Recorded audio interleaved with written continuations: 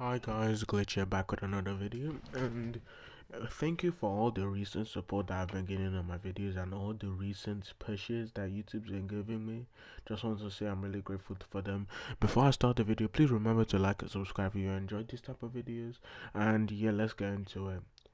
So, before I get into it, I just want to say I'll be covering some topics such as misogyny and all of that other stuff. So, if you feel uncomfortable with that type of content being discussed in these videos, feel free to keep watching or skip to this timestamp that I'm putting on the screen right now if you just want to get to the power scaling.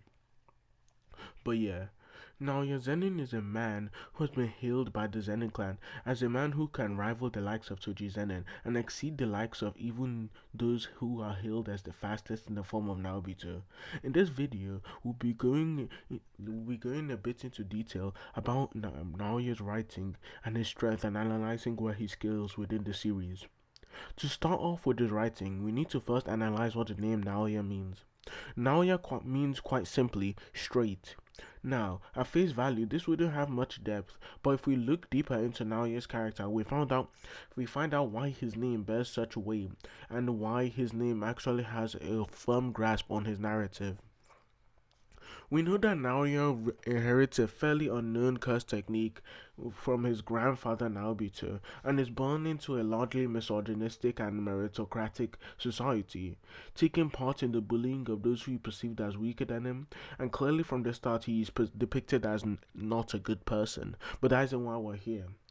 In his society, he is a very straightforward person linking back to his name, and goes along with what others do around him, bullying those who he is stronger than, and trying to increase his own strength through mastering his curse technique.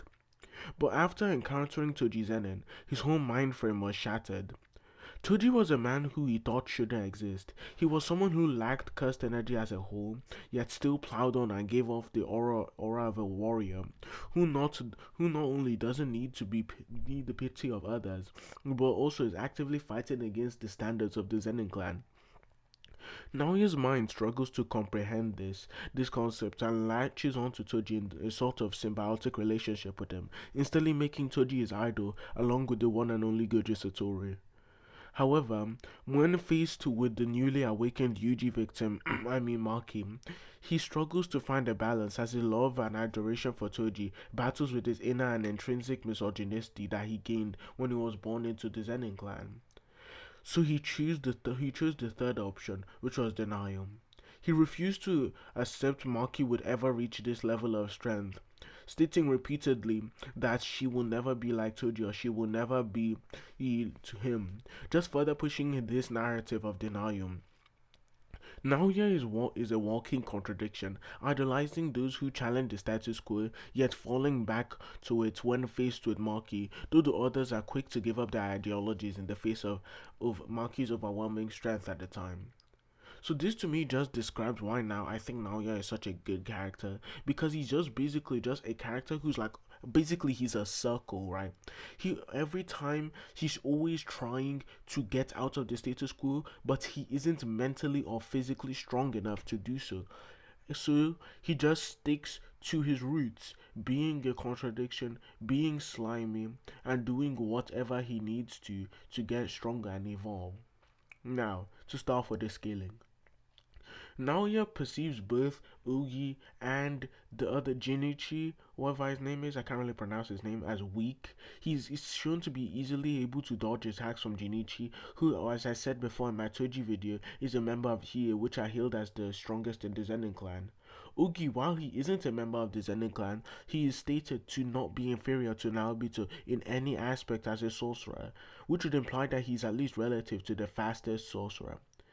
So, since Naoya quite easily scales above this person or these people due to the fact that he's the head of here, which is a clan or a group basically made up of strength, and the whole point is being strong.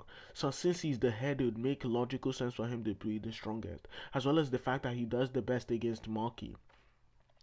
So, at the very least, Naoya should be casually able to be a perception bit level above the likes of grade 1 sorcerers such as Nanami, and also at least on the low end of grade 2 sorcerers such as Maki before her awakening. Now, after this happens, we then see that he combats Naoya Zen'in, being able to tag her on multiple occasions. While they do swap hands on one occasion, we see that the only reason that this is happening is either because he isn't using his curse technique or he's still underestimating Maki as he doesn't view her as someone who should be on the ranks of Toji, as stated on my little analysis that I did for him at the start of the video. So it should make sense that he is underestimating her at the start. However, he continues to up his speed after all of his tactics are easily getting defeated by Maki, whose strength is ever growing. He's shown to be able to tag her on multiple occasions, and he's able to basically kick her around because Maki at the time had no way of countering his speed, and even now she doesn't, as she's basically unable to counter it, and all she has to do is just stay in one place and try and like anticipate his attack, right, and stop him from doing it because she's physically incapable of like keeping up with them, right. So that is why she sticks to doing that. I can't remember the name of the technique, but I'll show it on panel here. She sticks to doing that tactic, so that because she can't really catch up with like Naoya at the start, like she does against them after she's been fully realized, right? So yeah, that's base he should at least scale to or above Maki, but Maki obviously would continuously win in a fight because whenever Naoya goes at top speed, he basically is unable to control how his movements go, right? Therefore, it makes it easier for anyone who is able to at least throw an attack for him to basically either run into it, right? Or he's just like being carried by his own speed too much to the level where he's unable to dodge. Now, right? For the next piece of information, whenever he goes into his cursed form, we see that people like Karma are unable to perceive him or are barely able to perceive him in base. He's shown to be at least on the very low end relative to Maki. Maki is stated on several occasions to be on par with Toji. Now, some of these scans are like referring to Toji Fushiguro. However, at the end, we see that it finally refers to Toji Zen'in, which would imply how much bigger of a buff it is, right? But we can get into that later. She's just verbatim stated on Toji's level, and Naoya is very easily being able to get on par with her. We even see that whenever he's like becomes a curse, he's like, oh yeah, Maki, I'm on this side too now, implying that he's finally accepted Maki's strength and he's now saying that he's someone who can be on this level too, meaning that he's like had this sort of realization of his character after he's done. So yeah, we see that he's like shown at least on the very low end relative to Maki, right? Now, we also see whenever he finally evolves after entering his cursed womb state and Kamo destroys it, he's shown to be at least very able to tactile perception blitz Kamo, in the sense that Kamo is unable to move to dodge his attacks, so he instead chooses to block it using his blood techniques, which is still a good feat regardless. However, it just means that Kamo is faster. He then proceeds to go at what's like what many people like to consider as Mach 3 speeds to completely blitz Maki, right? And he states, oh yeah, he starts talking about being a child and stuff and how he's able to do things that he wouldn't have been able to do before.